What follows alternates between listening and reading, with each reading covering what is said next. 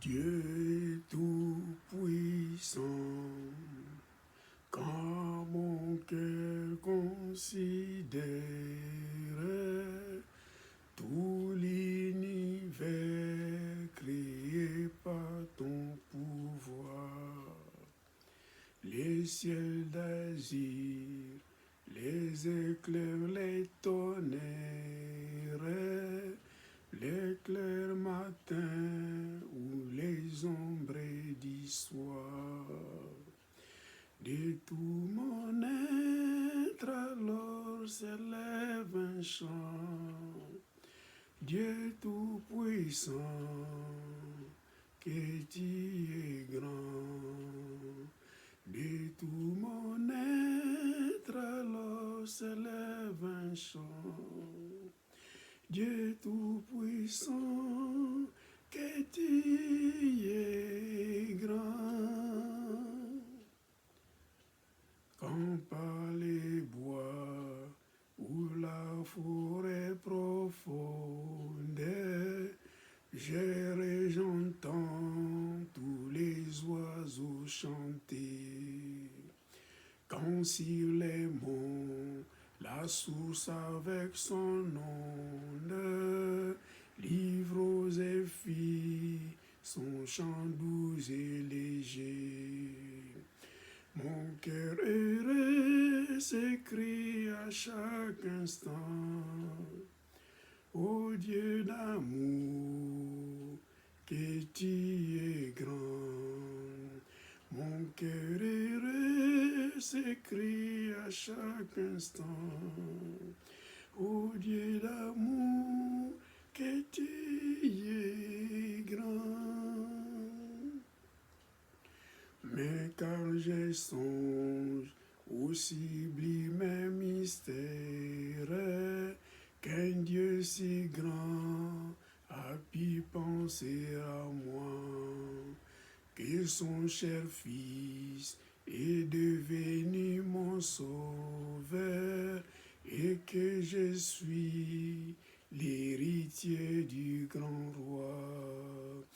Alors mon cœur est dit la nuit, les jours, que tu es bon, ô Dieu d'amour. Alors mon cœur est dit la nuit, les jours, que tu es bon, ô Dieu d'amour. Quand mon sauveur, éclatant des lumières, s'élèvera de son trône éternel, et que laissant les douleurs de la terre, je pourrai voir les splendeurs de son ciel. Je redirai dans son divin séjour, rien n'est plus grand que ton amour. Je redirai dans ton divin séjour, rien n'est plus grand que ton amour.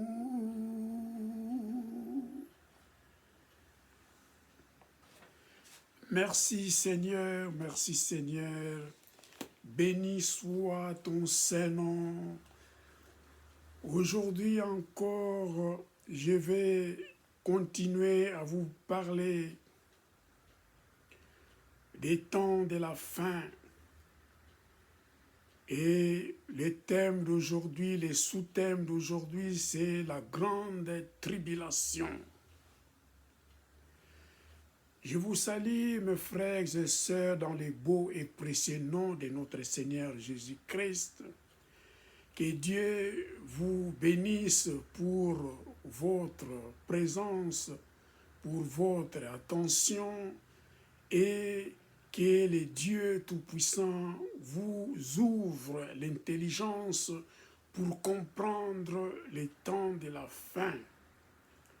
Et ce sous-thème d'aujourd'hui, la grande tribulation, c'est les thèmes, c'est ce que je vais développer aujourd'hui. Soyez bénis et que la parole de Dieu soit bénie. Et soyez attentifs, aimez la vidéo, méditez sur la parole de Dieu et vous serez grandement bénis. C'est votre humble serviteur, le pasteur Kiamenga Mavakala les germes. Alléluia.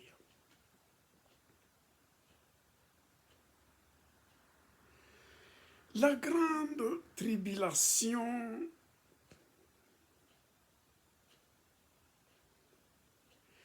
c'est le moment de la grande détresse qui n'a jamais été ici-bas sur terre. D'ailleurs, Jésus-Christ en a parlé dans Matthieu 24, chapitre 24, verset 21.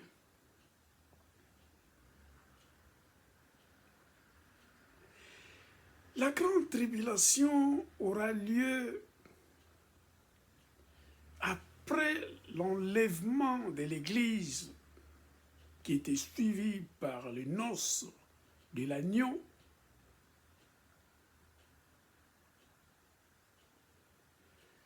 Et immédiatement avant le retour de notre Seigneur Jésus-Christ, qui reviendra pour établir son règne sur la terre.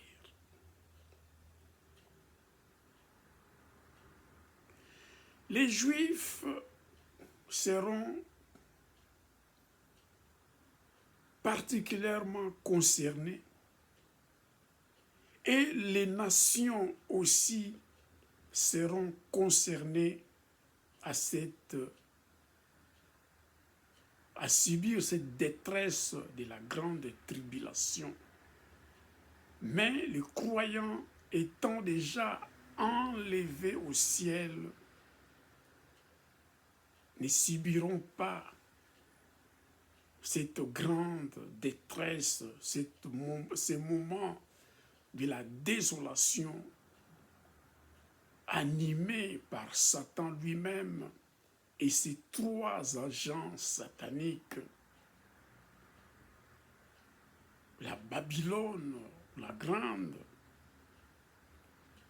la bête romaine et l'Antichrist.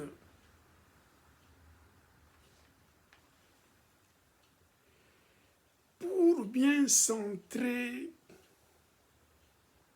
en quelle période se situe la grande tribulation, je vous lirai rapidement Daniel chapitre 9 du verset 24 jusqu'à 27. Mais le verset qui nous intéresse de plus, c'est le verset 27 de Daniel chapitre 9. Alléluia. Je vous lis rapidement cette parole pour bien situer, centrer comment sont répartis les temps de la grande tribulation.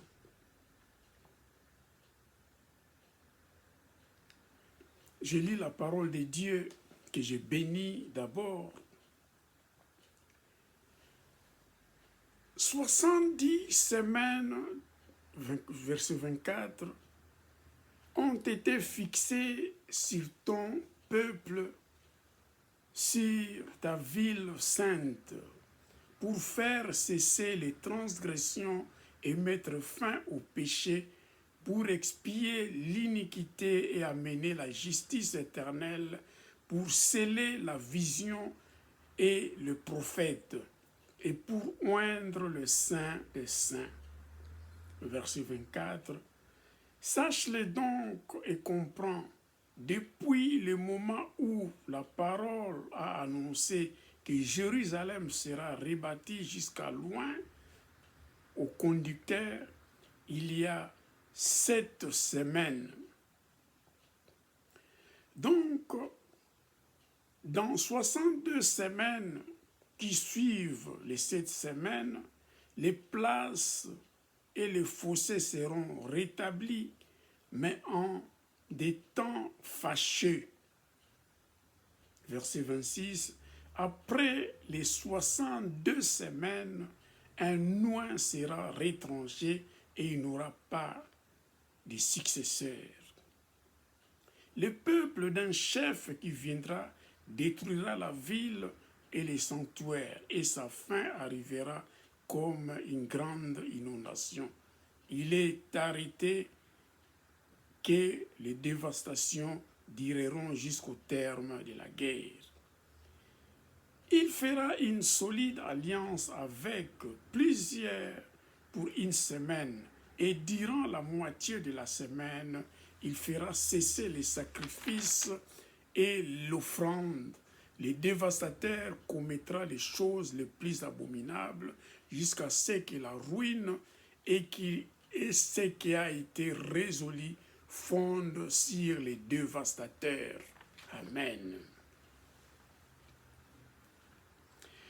J'avais dit, pour centrer cette période de la grande détresse, de la grande tribulation, comme je vous ai lu dans la parole de Dieu, il y a la première semaine, 62 semaines et une semaine. Donc le total nous donne 70 semaines.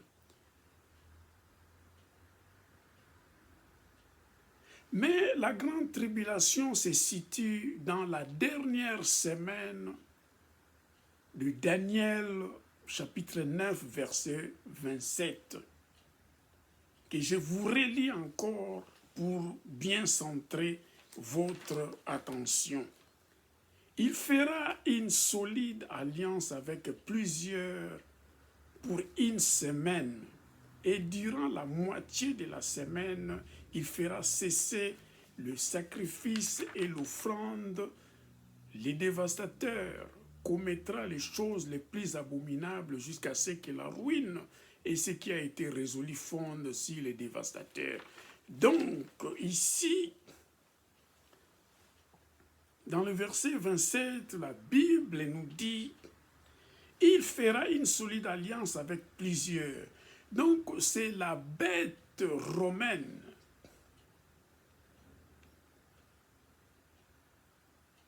qui était venue, qui avait détruit le temple,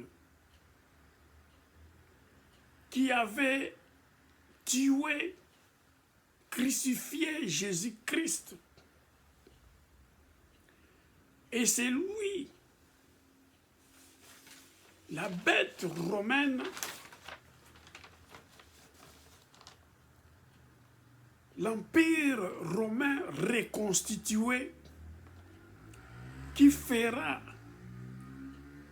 l'alliance avec les Juifs apostates en Israël pour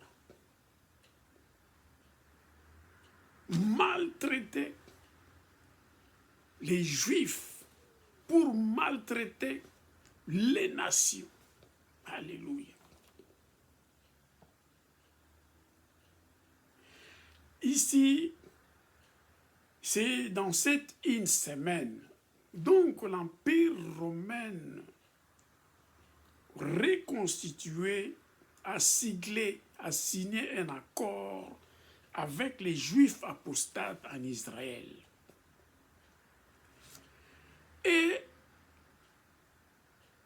ils ont parcouru la moitié d'une semaine et au début de la deuxième moitié de la semaine, donc, il a fait, l'Empire romain a fait cesser les sacrifices et les offrandes dans les temples. Alléluia.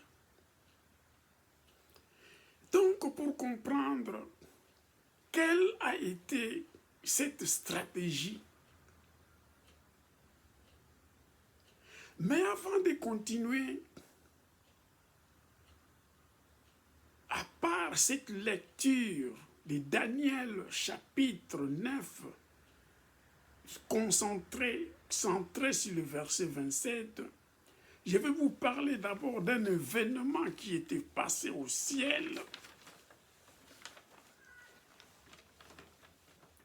Un événement capital qui avait marqué le début de cette semaine. Satan fut précipité du ciel, était lancé vers la terre. Alors, sachant qu'il avait peu de temps, il était furieux et il avait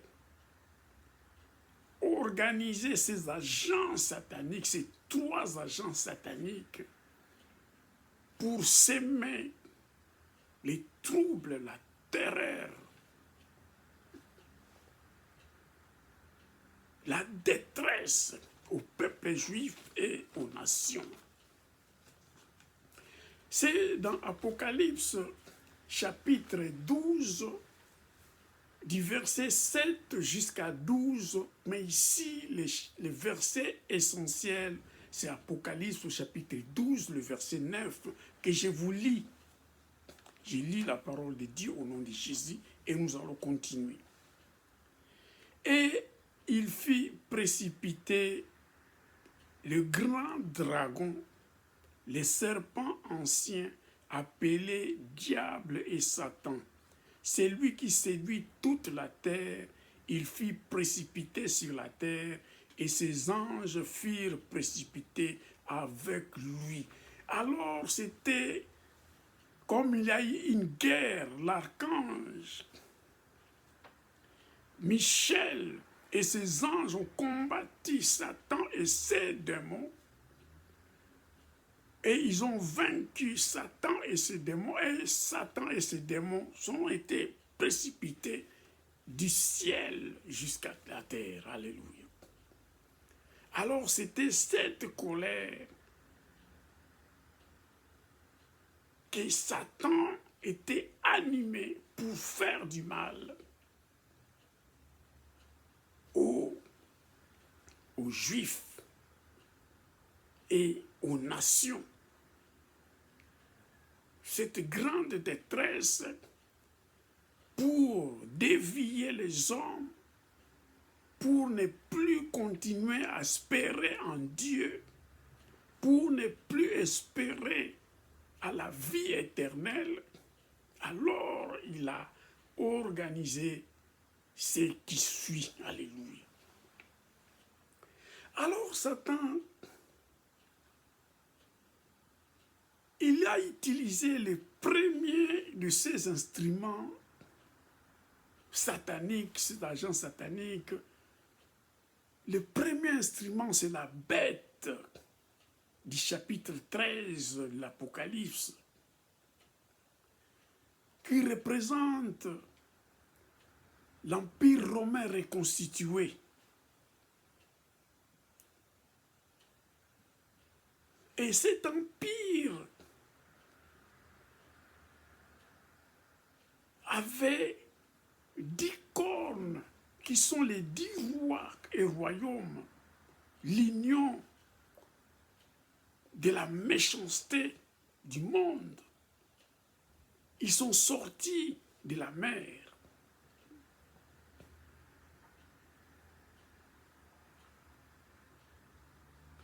Le second instrument que Satan a utilisé dans cette grande tribulation, la seconde bête de l'Apocalypse chapitre 13, verset 11, c'est l'Antichrist, les faux prophètes, les faux messies, l'homme des péchés, les Juifs apostates. Alléluia.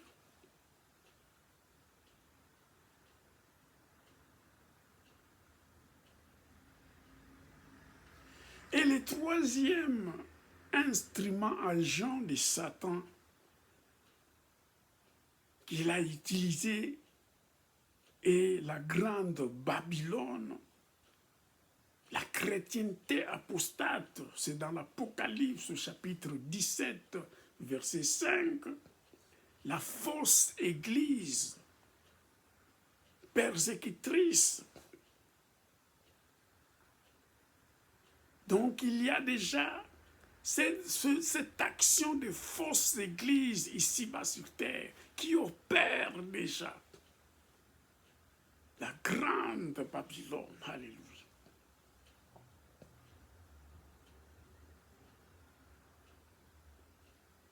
Mais cette grande Babylone, ces trois agents sataniques, avant d'entrer dans la moitié d'une semaine,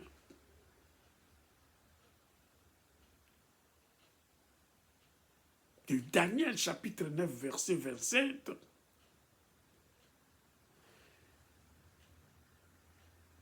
la grande Babylone fut anéantie.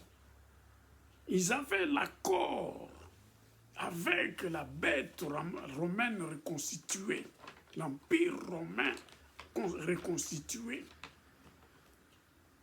Mais Babylone la grande était tellement arrogante, avait la prétention de dominer sur la bête romaine le pouvoir impérial. Avec ses 10 rois, la grande Babylone sera finalement détruite par l'empire romain reconstitué avant d'entrer dans les pires de la grande tribulation. Alléluia. Avant d'entrer dans la moitié d'une semaine, la dernière moitié d'une semaine. Alléluia.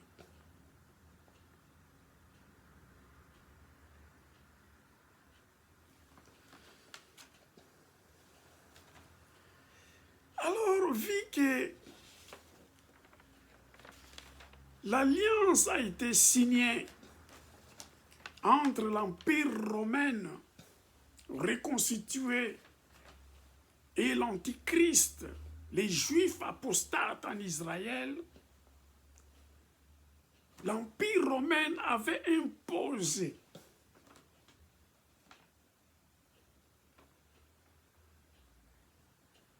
aux Juifs apostates de cesser les offrandes, de cesser les sacrifices dans les temples, pour que la puissance, tous ceux qui viendront seront seulement soumis à la bête romaine et à l'Antichrist. Alléluia. Et beaucoup s'étaient lancés également, ces Juifs apostates et les nations qui étaient restées, qui n'étaient pas enlevées, les peuples, la grande foule, qui n'étaient pas enlevés avec l'Église, qui n'étaient pas des croyants, vont subir cette grande tribulation. Alléluia.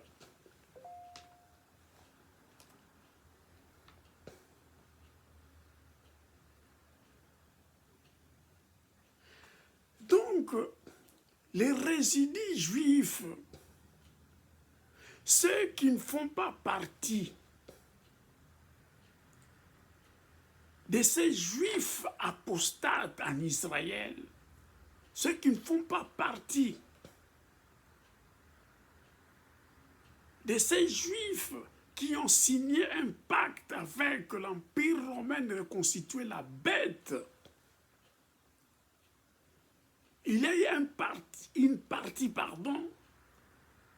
des Juifs, des résidus, qui ont résisté, qui n'ont pas voulu s'incliner à la puissance de l'Antichrist, de la puissance de l'Empire romain reconstitué.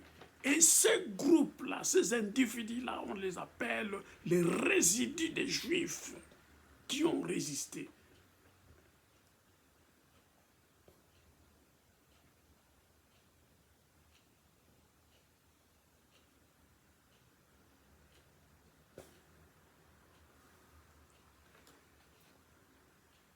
Dieu les a fait grâce pour continuer à proclamer l'évangile de la loi.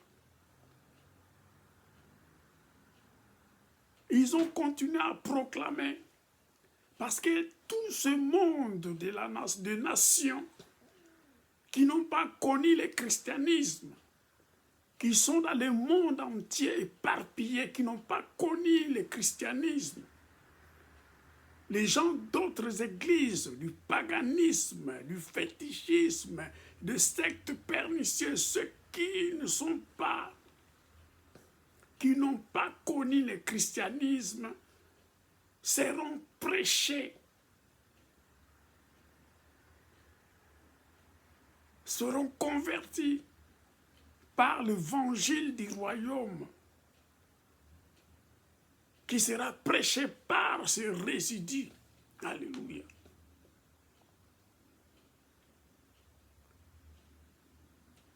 Et il y aura également une partie,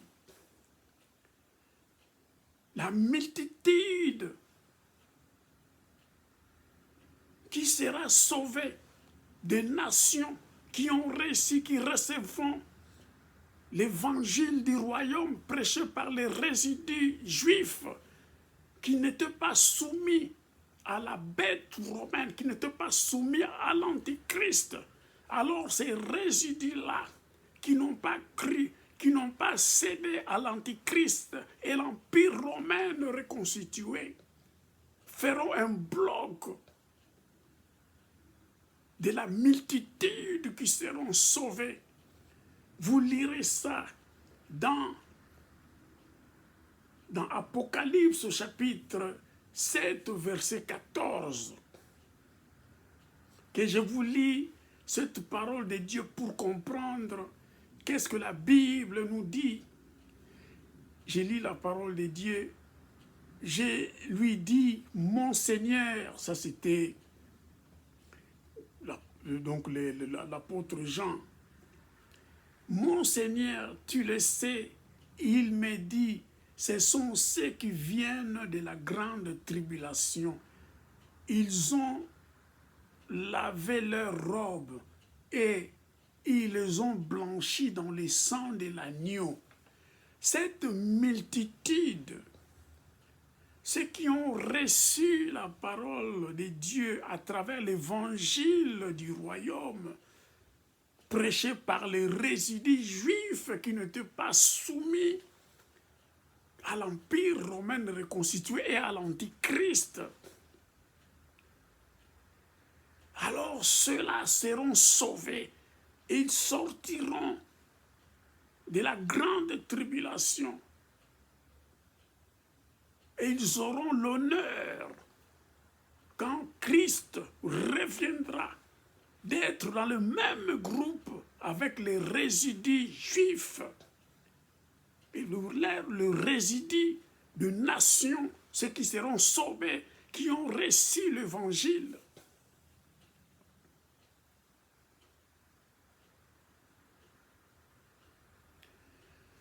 C'est vraiment complexe pour comprendre la grande tribulation.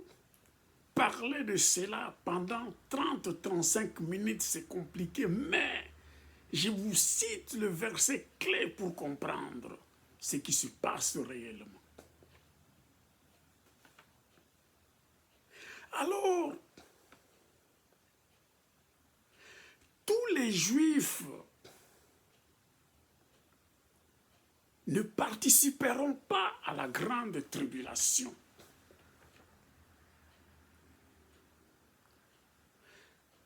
C'est les Judas et les Éphraïm qui étaient à Jérusalem quand ils avaient confié Jésus-Christ entre les mains des Romains pour être crucifié. C'est eux qui subiront la grande tribulation. C'est ces deux tribus-là, les tribus de Juda et d'Ephraïm. Parce que les 10 tribus de Juda, les 10 tribus, 10 autres tribus d'Israël ont déjà été emmenées en exil. Elles reviendront en Israël après la grande tribulation et d'être et également ils passeront au jugement afin qu'il y ait également un autre résidu. Et ces résidus-là, des 10 tribus, c'est eux qui mériteront d'aller au ciel, de joindre les croyants qui étaient déjà enlevés, de joindre les résidus juifs, de joindre la foule, la multitude sauvée de nations qui ont reçu l'évangile du royaume. Dans Apocalypse 7, 14. Mais il y a également deux témoins, deux acteurs principaux qui ont prêché également l'évangile, qui ont été abattus, qui ont été tués, mais ils étaient ressuscités durant la grande tribulation et montés au ciel.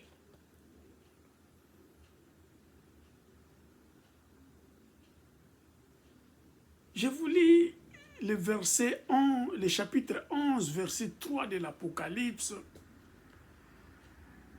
C'est Jésus qui parle à l'apôtre Jean.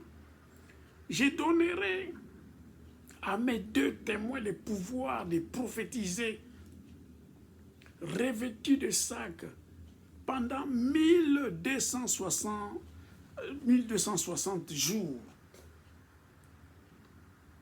Alléluia. Qui correspond à une semaine. Alléluia.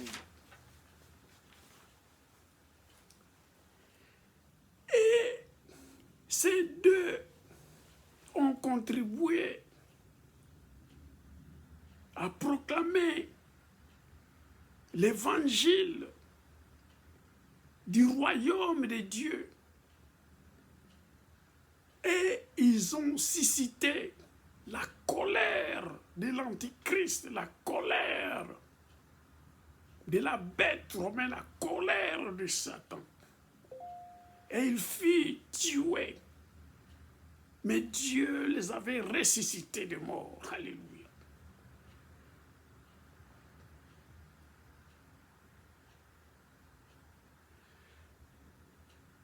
Dieu est bon, Dieu est merveilleux.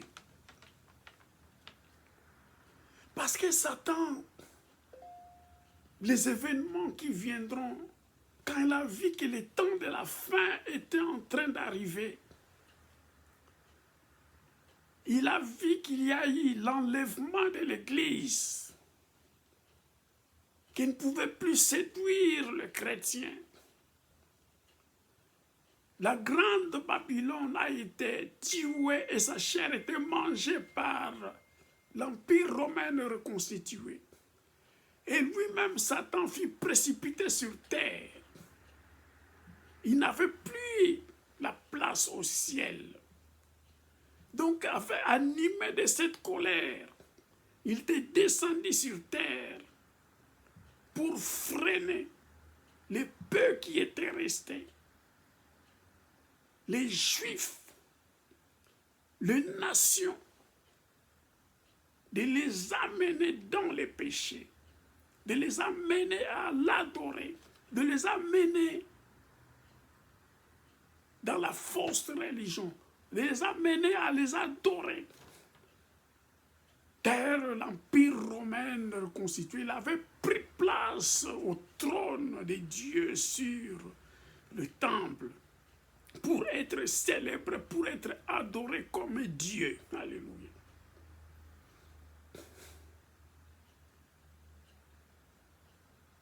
Voilà pourquoi faisons attention, vous et moi, et nous tous qui ont les privilèges, nous sommes en train de vivre dans cette période de la grâce de Dieu. Car après 69 semaines, un oint a été tué. C'était Jésus qui était tué. Avant le commencement de la dernière semaine, nous sommes en train de vivre dans cette période de grâce. Vous qui recevez l'évangile de Dieu, nous qui proclamons l'évangile de Dieu, ne cédons pas à Satan. Que notre intelligence soit renouvelée, afin que nous soyons enlevés, être célébrés dans les noces de l'agneau, et de ne pas vivre cette grande tribulation, car Satan et ses agents seront animés d'une grande colère pour faire tomber les multitudes.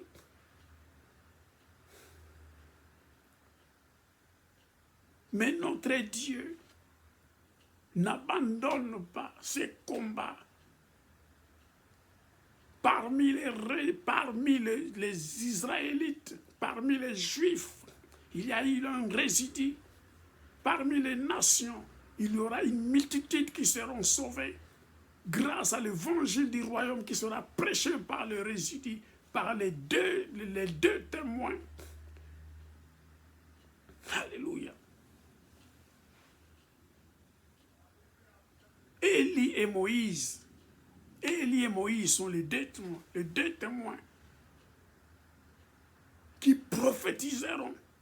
Ils seront tués, mais ils seront ressuscités. Alléluia. Soyons prudents, mes frères et sœurs, car le temps de la fin arrive.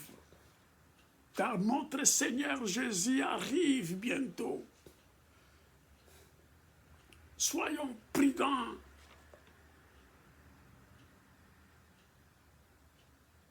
Donnons nos vies à Jésus-Christ, afin que quand il viendra, nous serons enlevés au ciel, célébrer les noces de l'agneau avec Christ. Et quand il sera de retour, nous serons avec lui au ciel. Évitons de passer par la grande tribulation, parce que ça sera une grande détresse que le monde n'aura jamais connue, qu'il n'avait jamais connue. Alléluia.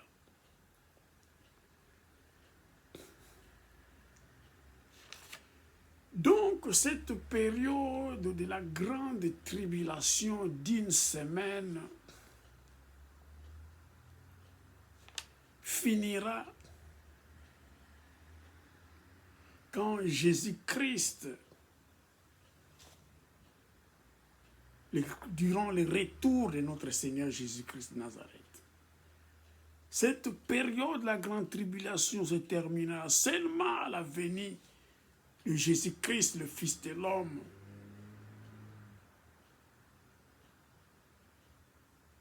Dans Matthieu chapitre 24, 27. Alléluia. Donc, soyons prudents. Soyons prudents. Suivons ce que l'Église nous dit. Jésus revient bientôt. Soyons prêts. Ne soyons pas dans la distraction. Soyons concentrés. Fuyons le mal, fuyons les péchés, fuyons les faux prophètes, fuyons les fausses églises. Alléluia.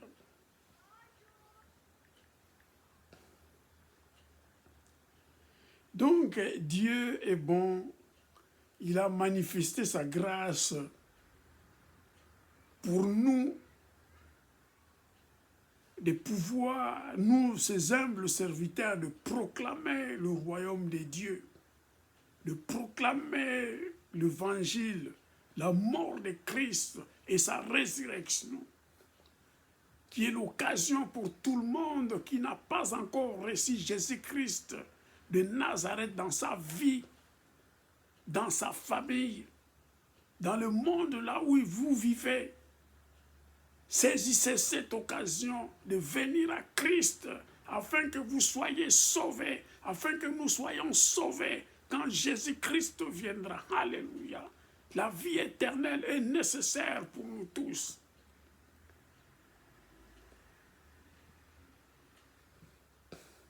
Gloire à Jésus, le Dieu de Dieu, le roi des rois, le Seigneur des seigneurs.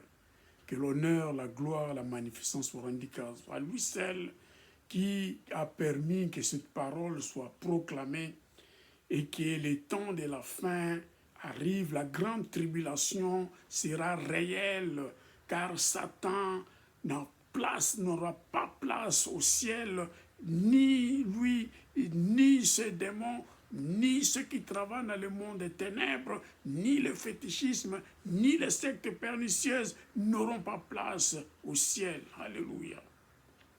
Donc soyons prudents, soyons prudents, soyons prudents, soyons prudents. Donc j'avais dit,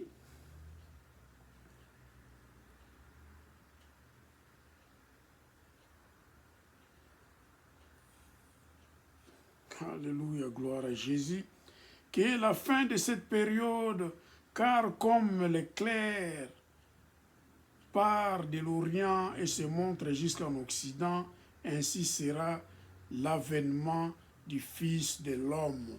Jésus-Christ viendra comme un éclair et ça sera la fin de la période de grande tribulation et c'est là qu'ils commenceront d'autres choses. Il y aura le tribunal des nations, il y aura les trônes blancs pour les jugements derniers, mais il y a beaucoup de choses qui se passeront. Prochainement, je vous parlerai de la venue de Christ. Alléluia, gloire à Jésus. Je vous parlerai du retour de Jésus-Christ et tant d'autres événements le temps de la fin. Je vous en parlerai également, comme la bataille d'Armageddon, le jugement des nations, et donc le millénium. Je vous parlerai de ça et à la prochaine, je vous parlerai du retour de Christ et qui feront partie de cette famille. Et donc, après l'enlèvement, qui autres feront partie, qui seront ensemble avec Christ au ciel pour vivre éternellement avec Christ. Alléluia. Soyez bénis, soyez fortement bénis, méditez sur la parole de Dieu, que Dieu soit avec vous, que l'honneur, la gloire, la magnificence soient rendus qu'à notre Seigneur Jésus-Christ Nazareth. Gloire, gloire, gloire à Jésus. Amen.